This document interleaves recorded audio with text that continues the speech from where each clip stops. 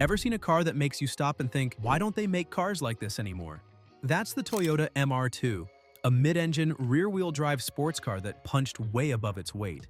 It wasn't just a car, it was an experience. The MR2 wasn't about luxury or status, it was about pure driving joy. It was the kind of car that made you feel like a hero on a winding road, even if you were just driving to the grocery store.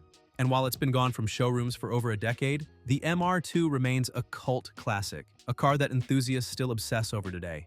Why? Because it was special. Let's dive into what made the MR2, especially the second-generation SW20, one of Japan's most beloved sports cars.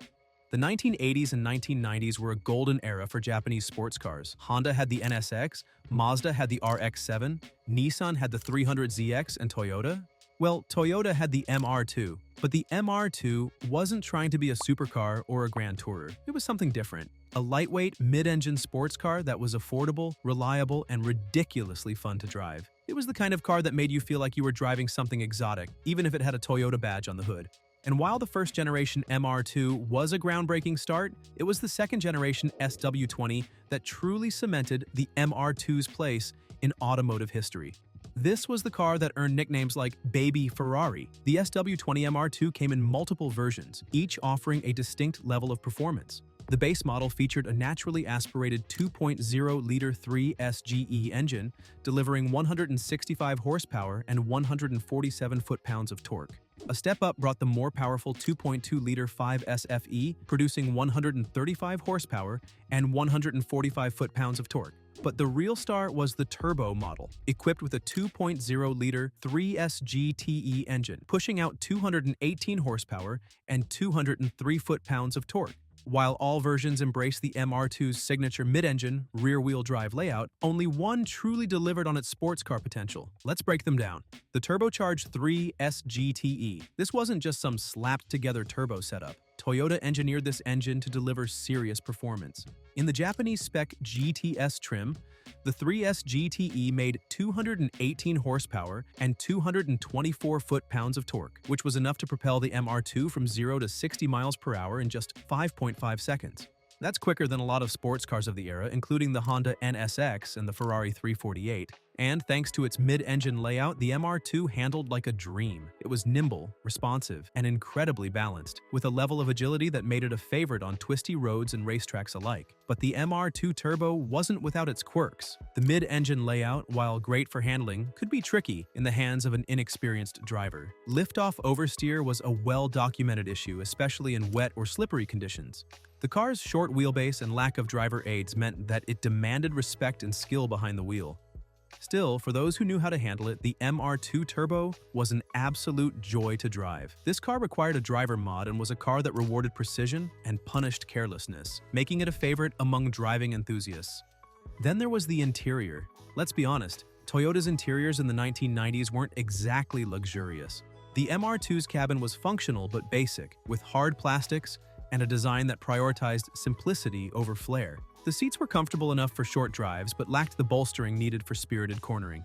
Still, the MR2 wasn't about luxury, it was about the driving experience. The cockpit was driver-focused, with all the controls within easy reach, and the target top, only available on some models, added an open-air element that made every drive feel special.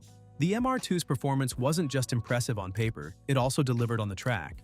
In Japan, the MR2 became a favorite at Tsukuba Circuit, where it regularly posted lap times that rivaled much more expensive cars. In fact, a Rev 5 GTS Turbo MR2 won a circuit race at Tsukuba, beating out cars like the Honda NSX and Toyota Supra. And in the US, the MR2 Turbo was a popular choice for autocross and track day enthusiasts, thanks to its sharp handling and turbocharged power. The MR2 wasn't just a sports car, it was a real sports car, one that could hold its own against much more expensive machinery. Despite its brilliance, the W20 MR2 was discontinued in 1999, replaced by the W30 MR2, which I made a video on, so go check that out after this video. The W20 MR2 faded into history, but enthusiasts never forgot. In fact, the MR2 has become a cult classic, with prices for clean, low-mileage examples steadily rising. It's a car that's appreciated not just for its performance, but for its purity. The MR2 was a car that wasn't afraid to be different, and it proved that you didn't need a massive budget to experience the thrill of a mid-engine sports car. Today, the W20 MR2 remains a gem, a car that's as fun to drive now as it was when it first hit the streets. Enthusiasts praise its lightweight design, balanced handling, and tunability, with many owners investing in aftermarket modifications to take it even further. The W20 MR2 has cemented its place in automotive history as a car that proves great things can come from unexpected places. Over the years, Toyota continued to refine the SW20 MR2 with several updates and revisions. In January 1992, Revision 2 introduced key changes, including a revised rear and front suspension.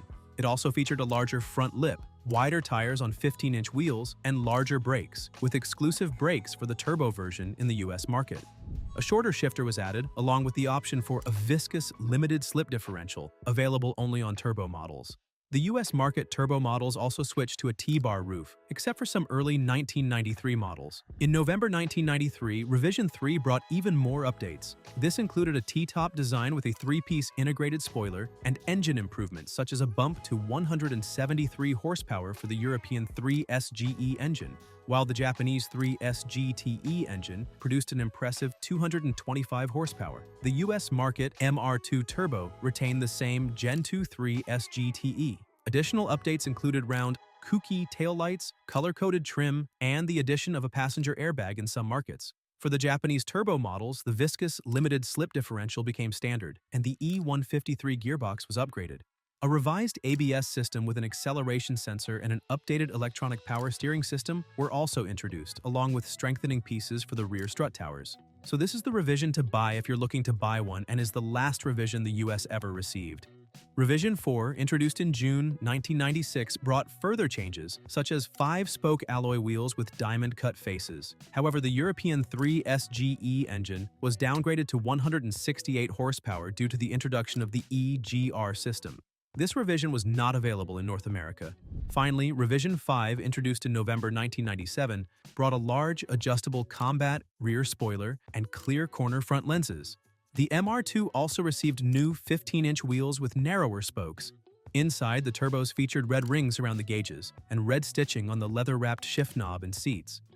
For the Japanese market, the Beam's 3SGE engine was introduced, rated at 197 horsepower. In response to reports of snap oversteer in the MR2, changes were made to the suspension geometry, tire sizes, and power steering system starting in January 1992 to improve stability and driving dynamics.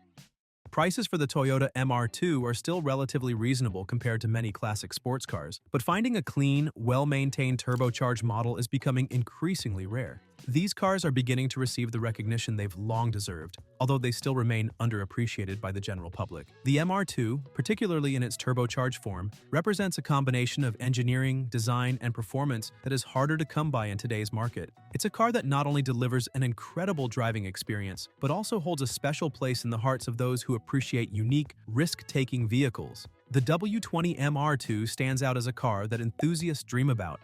A model that continues to represent an era when automakers were more willing to push the envelope and experiment with new, innovative designs. The mid-engine layout of the MR2 was a bold choice, one that allowed for exceptional handling and balance that other sports cars of the time didn't quite achieve. For those who value precision, agility, and pure driving engagement, this car has it all. While many vehicles today have focused on increasing power and luxury, the MR2 was designed to put the focus back on the joy of driving. Its lightweight body, responsive steering, and balanced performance make it a standout in the world of classic sports cars. As time goes on, these cars are slowly becoming harder to find, particularly those that have been well taken care of or remain unmodified. If you're fortunate enough to find one that hasn't been abused or heavily altered, it's a gem that's certainly worth considering. Whether you're a seasoned car enthusiast or just starting to explore the world of JDM sports cars, the MR2 offers a driving experience that is hard to beat and remains relevant even as automotive trends continue to evolve.